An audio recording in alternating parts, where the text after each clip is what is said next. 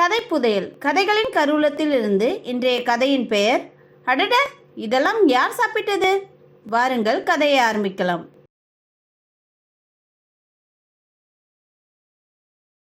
காடுகளில் எதுவும் வீணாக போவதில்லை, சிறிதளவு கூட. அனைத்தும் சுத்தம் செய்யப்பட்டுவிடும். அனைத்தையும்.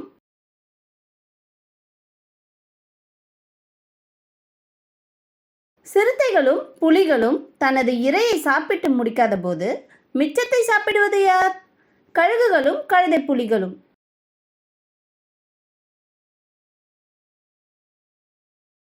பசியுடன் இருக்கும் காட்டுப்பன்றி. கர் கர்.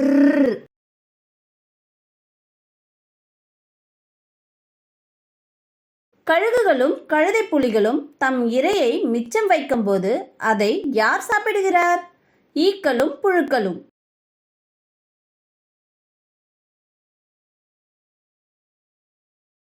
பசியுடன் இருக்கும் காட்டுப்பன்றி. கர் கர்.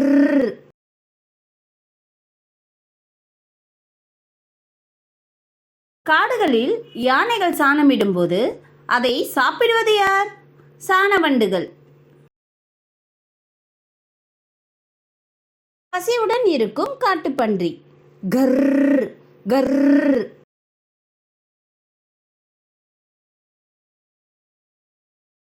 மரக்கிளைகள், இலைகள் மற்றும் மழையும் தரையில் விழும்போது அதை சாப்பிடுவது யார்? கரையான்களும் பூஞ்சைகளும்.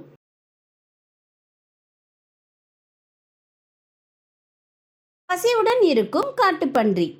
கர் கர்.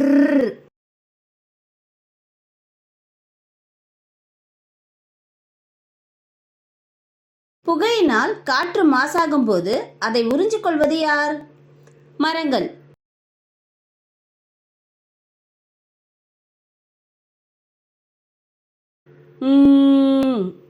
ஆனால் பசியுடன் இருக்கும் காட்டுப்பன்றி அல்ல. கர் கர். குழந்தைகளே, இந்த கதை உங்களுக்கு பிடித்திருக்கிறதா? ஏன் பிடித்திருக்கிறது? இது போன்ற சுவாரஸ்யமான கதைகளுடன் மீண்டும் சந்திப்போம். நன்றி.